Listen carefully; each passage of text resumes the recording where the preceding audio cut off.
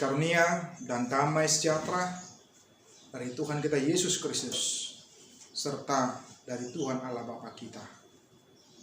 Amin.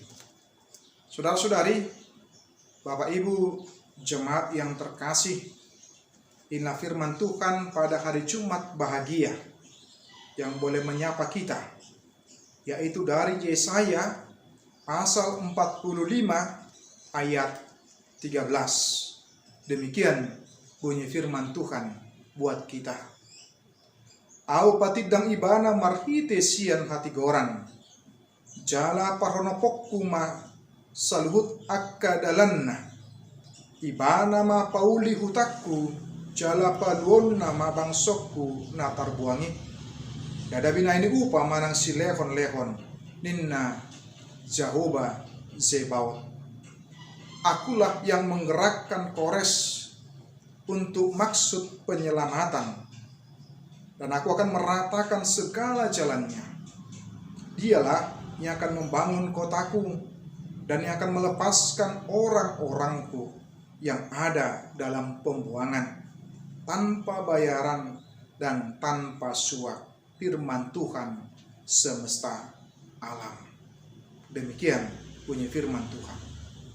Saudara-saudari, Bapak Ibu jemaat yang dikasihi oleh Tuhan Yesus Kristus, dalam pembebasan satu bangsa dari penjajahan biasanya akan dikenal sosok-sosok atau tokoh-tokoh yang berperan besar, yang ikut ambil bagian dalam pembebasan bangsa tersebut.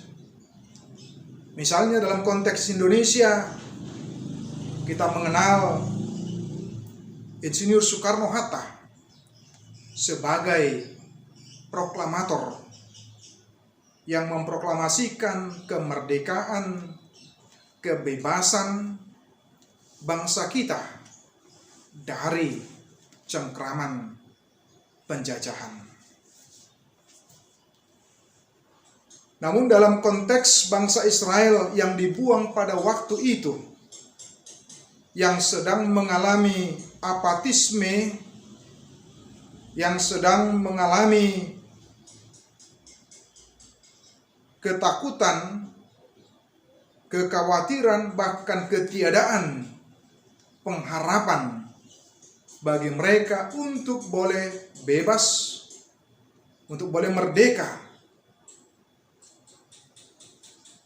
Justru Tuhan memakai orang yang di luar dari bangsa Israel untuk dipakai oleh Tuhan membebaskan mereka dari perbudakan Babel. Yaitu itu yang disebutkan tadi, bahwa Allah akan memakai Raja Kores yang merupakan Raja Persia, yang juga raja yang haus akan kekuasaan, yang melakukan ekspansi dan menaklukkan kerajaan-kerajaan lainnya. Namun justru orang yang seperti itulah yang akan dipakai oleh Tuhan untuk membebaskan bangsa Israel dari cengkeraman kerajaan Babel tanpa bayaran dan tanpa suap. Malah justru Raja Kores akan membantu pembangunan Bait Allah dan kota Yerusalem yang pada waktu itu sudah hancur lebur. Itu menunjukkan bahwa Allah dapat memakai siapa saja untuk mewujudkan rencana dan maksud Allah di dalam kehidupan kita.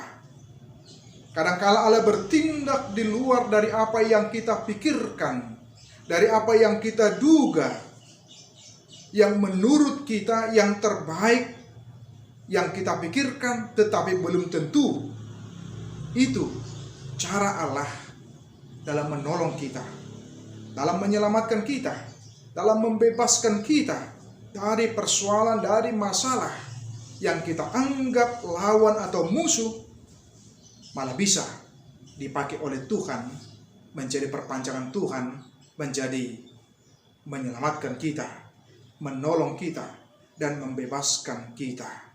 Karena itu, baiklah kita tidak perlu khawatir dan takut yang berlebihan di dalam menjalani kehidupan kita sehari-hari, karena Allah bisa bertindak di luar dari apa yang kita pikirkan dan yang kita duga. Karena itu marilah kita percayakan kehidupan kita, percayakan setiap pergumulan kita, mempercayakan setiap persoalan dan masalah kita kepada Tuhan di dalam kehidupan kita, bahwa Dia pasti akan menolong dan menyelamatkan kita. Percayalah kepada Tuhan setiap saat, setiap waktu. Tuhan Yesus memberkati kita semua. Amin.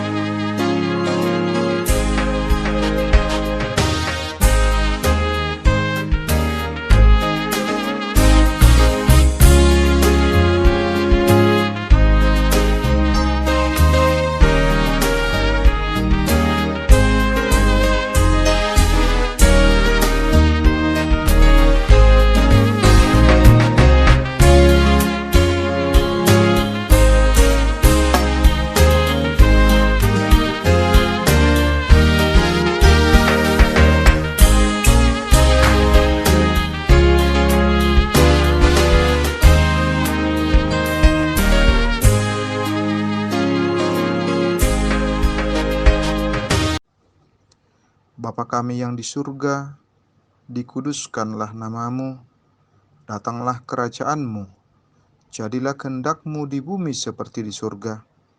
Berikanlah kami pada hari ini makanan kami yang secukupnya, dan ampunilah kami akan kesalahan kami, seperti kami juga telah mengampuni orang yang bersalah kepada kami. Dan janganlah membawa kami ke dalam pencobaan, tapi lepaskanlah kami daripada yang jahat.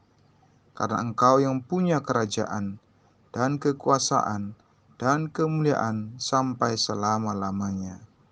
Amin.